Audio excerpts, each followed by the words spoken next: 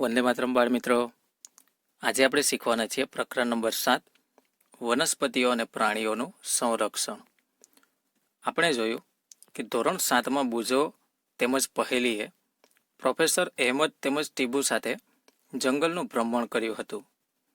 તે પોતાના સહ અધ્યાયીઓ સાથે તેમના અનુભવો વહેંચવા બહુ ઉત્સુક હતા. વર્ગના બીજા વિદ્યાર્થીઓ પણ પોતપોતાના અનુભવ બતાવવા અત્યંત ઉત્સુક હતા.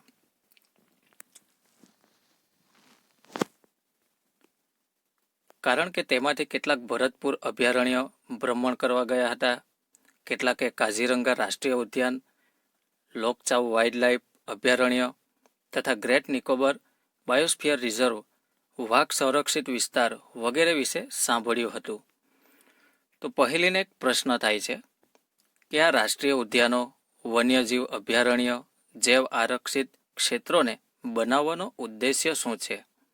તો બાળમિત્રો, આપણે જાણીએ છીએ કે પર્યાવરણના દરેક સજીવો પર્યાવરણીય નિવસન તંત્ર ચલાવવા માટે જરૂરી છે. આ સજીવોના રહેઠાણ જંગલો છે. જો જંગલો નાશ થાય તો આ સજીવોના રહેઠાણ પણ નાશ પામે છે. આથી આવા સજીવોના સંરક્ષણ માટે રાષ્ટ્રીય ઉદ્યાનો કે વન્યજીવ અભયારણ્યનું નિર્માણ કરવામાં આવે છે. આ અભયારણ્ય અને રાષ્ટ્રીય ઉદ્યાન વિશે માહિતી મેળવીએ તે પહેલાં આપણે જંગલો નાશ થવાના કારણો અને તેના પરિણામો વિશે જાણીએ.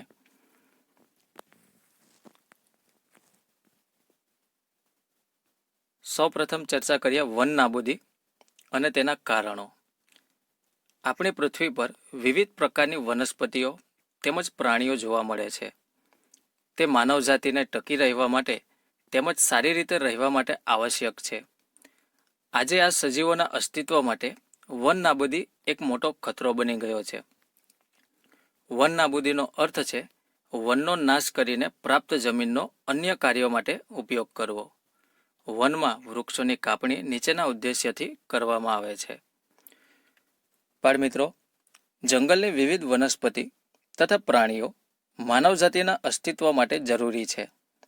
આપણે વિવિધ મહત્વાકાંક્ષાઓ માટે જંગલનો નાશ કરીએ છીએ અને પર્યાવરણીય નિવસન તંત્ર ખોરવીએ છીએ.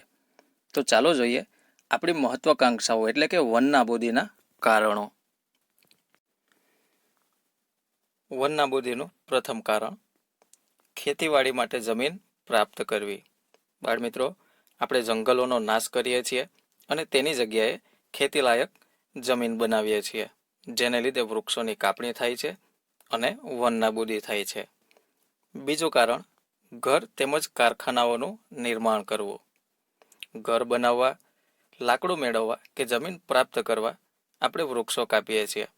ઉપરાંત જંગલોનો નાશ કરી તેની જગ્યાએ કારખાનાઓનું કે મિલોનું નિર્માણ કરીએ છીએ, જેને લીધે વન નાબૂદી થાય છે. ત્રીજું કારણ ફર્નિચર બનાવવા તથા લાકડાનો બળતણ માટે ઉપયોગ. તો બાળમિત્રો, ફર્નિચર બનાવવા તથા બળતણ તરીકે લાકડાનો ઉપયોગ કરવા માટે પણ વૃક્ષોની કાપણી થાય છે, જેના લીધે વન નાબૂદી થાય છે. વન નાબૂદીનું ચોથું કારણ કુદરતી આગ તેમજ ભયંકર દુષ્કાળ પણ કેટલાક કુદરતી વન નાબૂદીના કારણો છે. બાળમિત્રો, જંગલમાં લાગતી કુદરતી આગ એટલે કે દાવાનળ અને દુષ્કાળ, જેને લીધે વૃક્ષોનું પ્રમાણ જંગલમાં ઘટે છે. તો આ પણ એક વન નાબૂદીનું જ કારણ છે. ઉપરાંત હાથી જેવા મહાકાય પ્રાણીઓ ખોરાક માટે વૃક્ષોને ધરાશાયી કરે છે, જેને લીધે પણ વૃક્ષોનું પ્રમાણ જંગલમાં ઘટે છે. તો એ પણ એક વન નાબૂદીનું જ કારણ છે. હવે જોઈએ પ્રવૃત્તિ 7.1. તમારી યાદીમાં વન નાબૂદીના અન્ય કારણોને નોંધો તથા તેને કુદરતી તેમજ માનવ સર્જિતમાં વર્ગીકૃત કરો.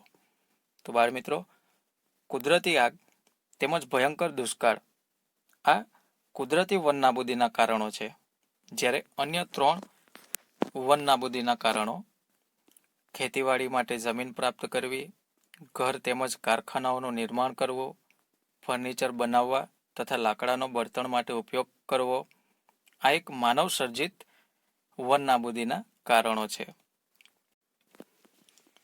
હવે આપણે જોઈએ વન નાબૂદીના પરિણામો, એટલે કે વન નાબૂદીને કારણે કેવી સમસ્યાઓ સર્જાય છે. પહેલી તેમજ બુજોએ વન નાબૂદીના કારણોના પરિણામોને યાદ કરવાનો પ્રયાસ કર્યો. તેમને યાદ છે કે વન નાબૂદીથી પૃથ્વી પર તાપમાન તેમજ પ્રદૂષણના સ્તરમાં વધારો થાય છે. તેનાથી વાતાવરણમાં કાર્બન ડાયોક્સાઇડના સ્તરમાં વધારો થાય છે. ભૂમિય જળનો ઘટાડો થાય છે. તેનાથી ખ્યાલ આવે છે કે વન નાબૂદીથી પ્રાકૃતિક સંતુલન પર પણ પ્રભાવ પડે છે. પ્રોફેસર અહેમદે તેમને બતાવ્યું કે જો વૃક્ષોની આ પ્રકારે કાપણી ચાલતી રહી તો વરસાદ તેમજ ભૂમિની ફળદ્રુપતામાં ઘટાડો થાય છે. તેનાથી વધુ પ્રમાણમાં પૂર તેમજ દુષ્કાળ જેવી કુદરતી આફતોની સંભાવના વધી જાય છે. તો બાળમિત્રો, પ્રોફેસર અહેમદ જણાવે છે કે વન નાબૂદીના કારણે પૃથ્વી પર તાપમાન તેમજ પ્રદૂષણ વધે છે. તેનાથી કાર્બન ડાયોક્સાઇડના સ્તરમાં વધારો થાય છે તથા ભૂમિય જળમાં ઘટાડો થાય છે. વરસાદ તેમજ ભૂમિની ફળદ્રુપતામાં ઘટાડો થાય છે. ઉપરાંત પૂર તેમજ દુષ્કાળ જેવી કુદરતી આફતો પણ આવી શકે છે. તો બુઝોને એક પ્રશ્ન થાય છે કે વન નાબૂદીથી એક બાજુ વરસાદમાં ઘટાડો થાય છે તો બીજી બાજુ પૂર આવવો કઈ રીતે સંભવ છે? તો ચાલો આ બુઝોનો પ્રશ્નનો જવાબ મેળવવા આપણે આગળ ચર્ચા કરીએ.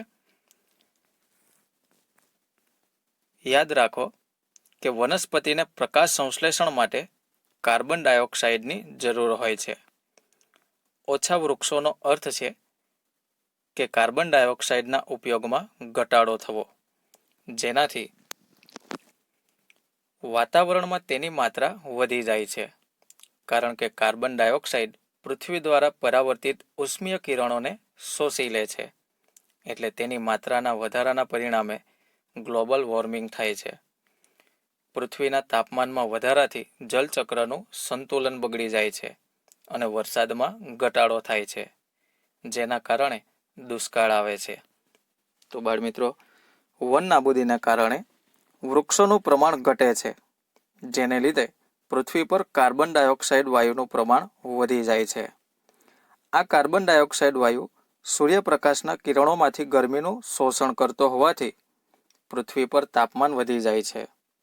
આમ પૃથ્વીના વાતાવરણમાં કાર્બન ડાયોક્સાઇડનું પ્રમાણ વધવાથી તાપમાનમાં વધારો થાય છે, જેને ગ્લોબલ વોર્મિંગ કે ગ્રીનહાઉસ અસર કહે છે. આ ગ્લોબલ વોર્મિંગને કારણે જલચક્રનું સંતુલન ખોરવાય છે અને વરસાદમાં ઘટાડો થાય છે, જેને લીધે દુષ્કાળ જેવી સમસ્યાઓ આવે છે. ઉપરાંત તાપમાનમાં વધારાને લીધે હિમ પર્વતો પરનો બરફ પીગળે છે, જેથી આ હિમ પર્વતોમાંથી નીકળતી નદીઓમાં પાણીનું પ્રમાણ વધી જાય છે, જેથી પૂરની સમસ્યાઓ પણ સર્જાય છે.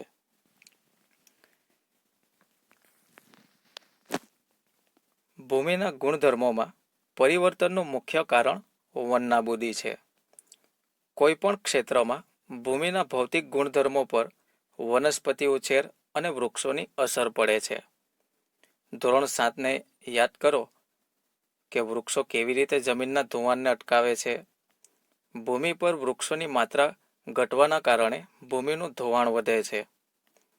ભૂમિનું ઉપરનું પડ એટલે કે સ્તર દૂર કરવાથી નીચેના સખત પથ્થરોના સ્તરો દેખાય છે, જેનાથી ભૂમિમાં સેન્દ્રિય પદાર્થો એટલે કે સડતા કાર્બનિક પદાર્થોનો ઘટાડો થાય છે તથા તેની ફળદ્રુપતામાં પણ ઘટાડો થાય છે. ધીમે ધીમે ફળદ્રુપ ભૂમિ રણમાં ફેરવાઈ જાય છે, જેને રણ નિર્માણ કહે છે. બાળમિત્રો, વૃક્ષો વરસાદનો માર પોતાના પર સહી લે છે તથા વૃક્ષોના મૂળ માટીના કણોને પોતાની સાથે જકડી રાખે છે, જેથી જમીનનું ધોવાણ થતું નથી. પરંતુ વન નાબૂદી થાય તો જમીનનું ધોવાણ પણ વધારે થાય છે, જેને લીધે જમીનમાં સેન્દ્રિય પદાર્થો ઘટતા જમીનની ફળદ્રુપતામાં પણ ઘટાડો થાય છે તથા ફળદ્રુપ જમીન ધીમે ધીમે રણમાં ફેરવાઈ જાય છે, જેને રણ નિર્માણ કહે છે.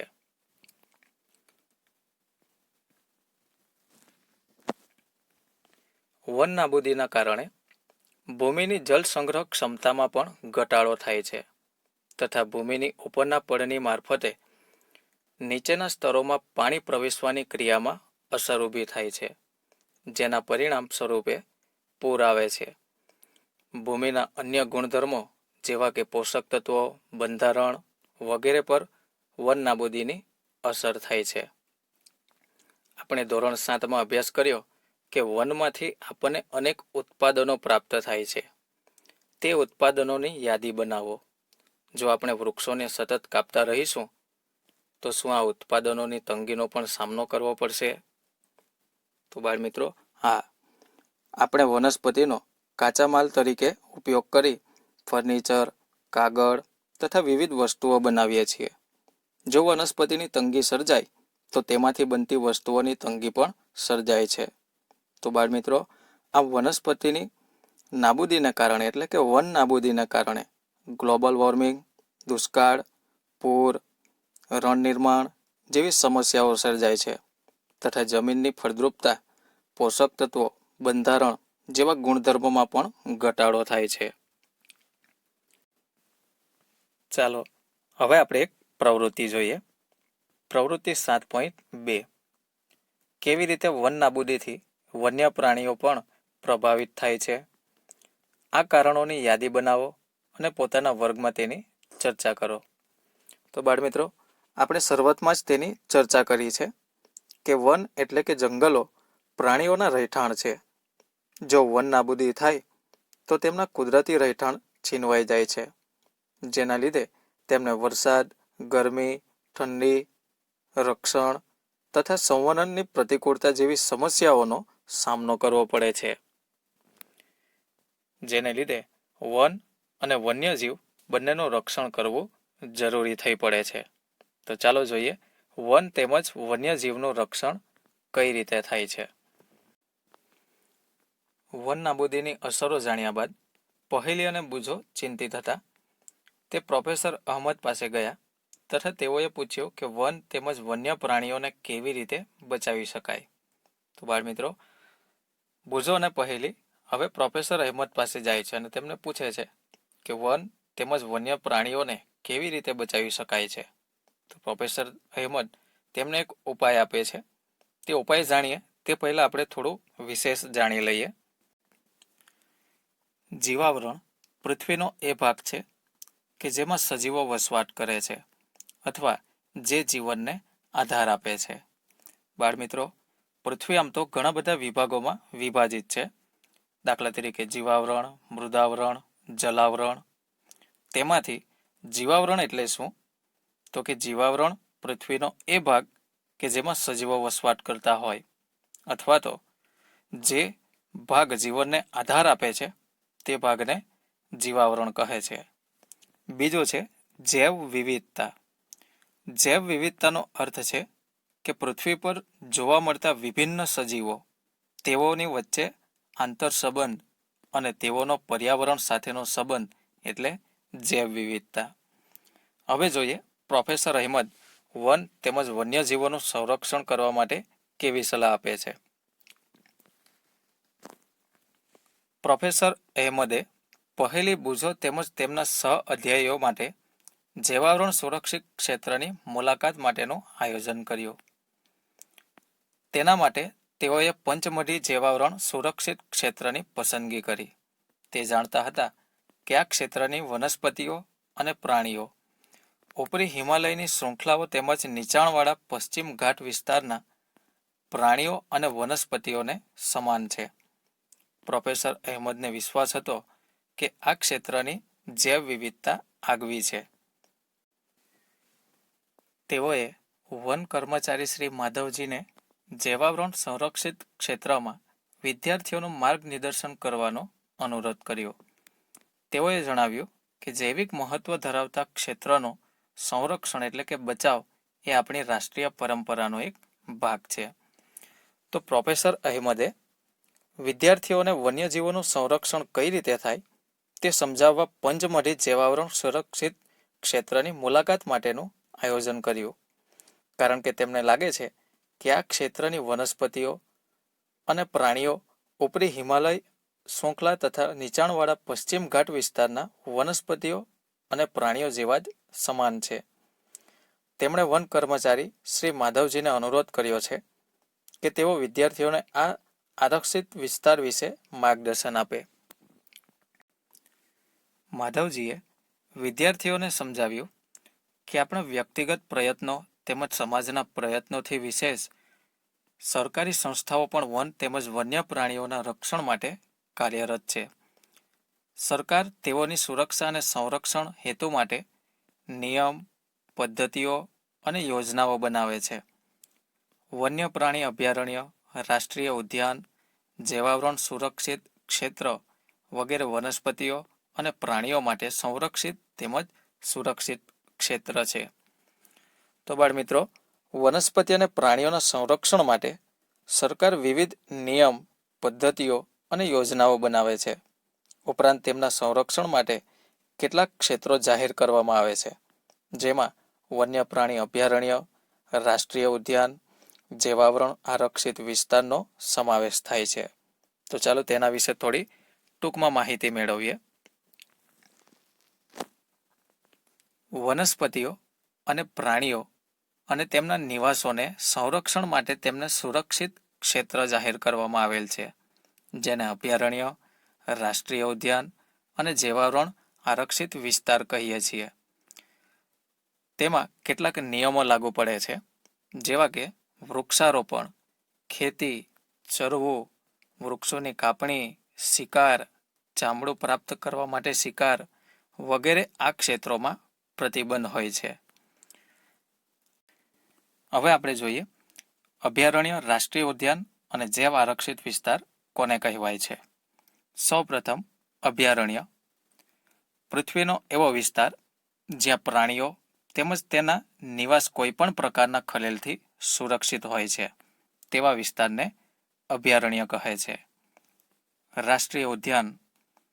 વન્ય પ્રાણીઓ માટે આરક્ષિત ક્ષેત્ર જ્યાં તે સ્વતંત્ર રૂપે નિવાસ તેમજ પ્રાકૃતિક સંસાધનોનો ઉપયોગ કરી શકે છે, તેવા ક્ષેત્રને રાષ્ટ્રીય ઉદ્યાન કહે છે.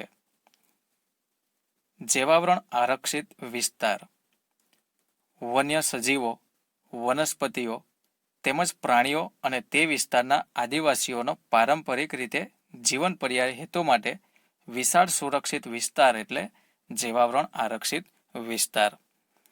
તો બાળમિત્રો, અભયારણ્ય અને રાષ્ટ્રીય ઉદ્યાન વન્ય પ્રાણીઓનું સંરક્ષણ કરે છે, જ્યારે જૈવ આરક્ષિત વિસ્તાર વનસ્પતિ, પ્રાણીઓ તથા તે વિસ્તારમાં વસતા આદિવાસીઓ તથા તેમની સંસ્કૃતિનું પણ સંરક્ષણ કરે છે.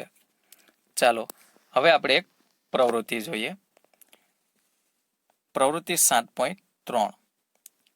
તમારા જિલ્લા, રાજ્ય અને દેશના રાષ્ટ્રીય ઉદ્યાનો, વન્ય પ્રાણી અભયારણ્યો તેમજ જૈવાવરણ સુરક્ષિત પ્રદેશોની સંખ્યા શોધો તથા કોષ્ટક 7.1ની પૂર્તતા કરો.